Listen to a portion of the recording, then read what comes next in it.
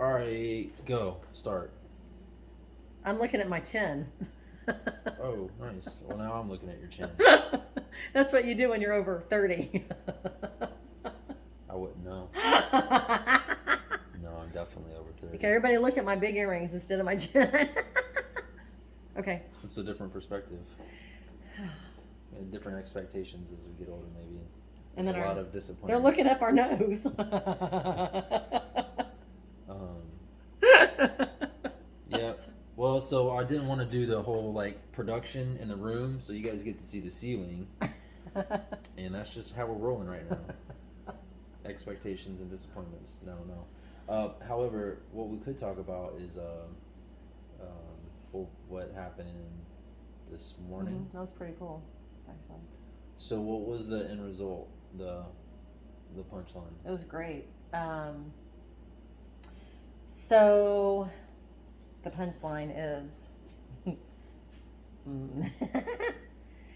well, when we think someone's not listening to us, maybe they are, but they are also listening to their own thoughts and trying to integrate someone else's thoughts with their thoughts, and then maybe God's telling us something, and it's kind of like the Terminator we've been watching, where he always calibrates everything, or what do you call it?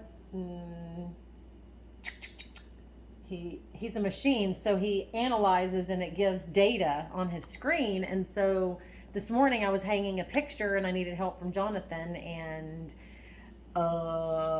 he was telling me something and given a solution, but I had been working on it for like an hour before he got home. And so I had my ideas and then what I thought might work differently, and what parts did work, and then what I wanted to change. And then he gave me his ideas and his solution. And I don't know, I just was trying to,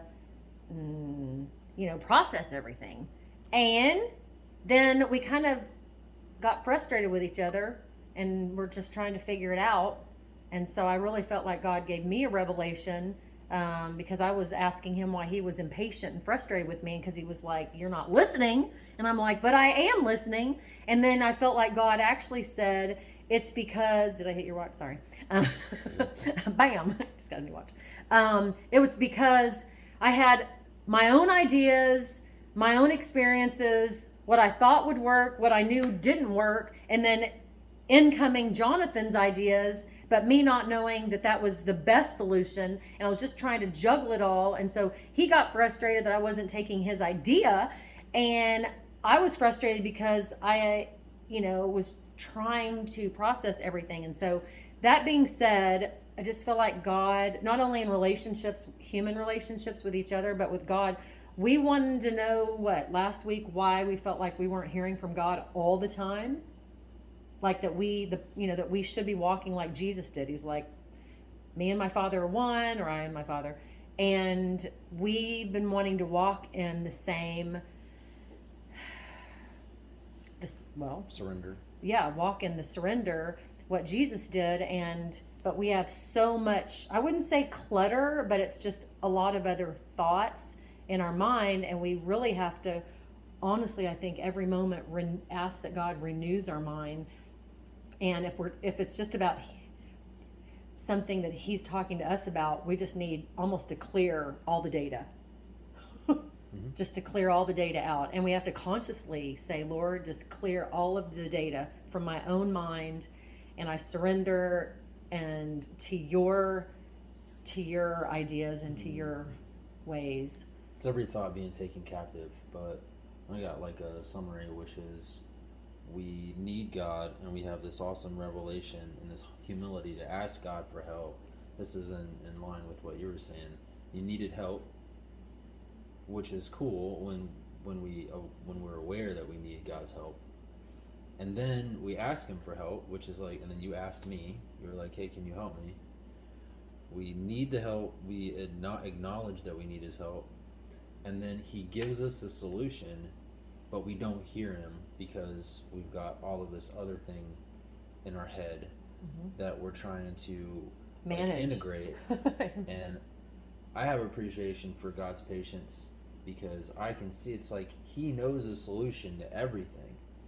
Yeah. He knows the solution to everything, and we don't listen. And if we do, we're trying to integrate what he's saying into what our belief system is and our thought process is.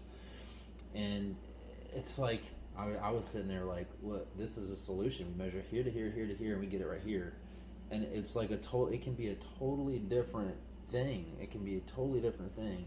And if we listen to all of it when God is speaking to us, and we don't allow those other thoughts to take our energy and our empowerment, and then we don't have to run it through all the filters. right. He just has one, and it's This is the solution. But that's what we do with God. Yeah. We need him. Okay, great. You've humbled yourself and you've asked him for help because you've acknowledged that you need him, and you want it. It's like now you want his help. Yeah. And then he gives you help, and you can't hear him. It gets impaired. Our listening gets impaired because it is a distraction from the enemy, because we need to clear out the data and literally wipe it out and reboot it. Yeah, because you thought that such and such, well, but I got to do this and this, or it really, but really none of that it wasn't even applicable. Sometimes we see a problem.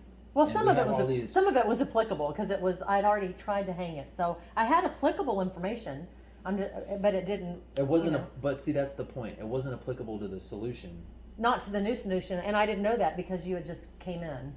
And so I was processing everything. So we get kind of hung up in processing instead of clearing and surrendering is pretty much what it comes down to. And I think it is something that we can practice with each other, but moreover, it's most important when we can do that with God. But God lets us practice with each other in community. The holy couple here. The brother sister. Okay, wave. Okay, bye.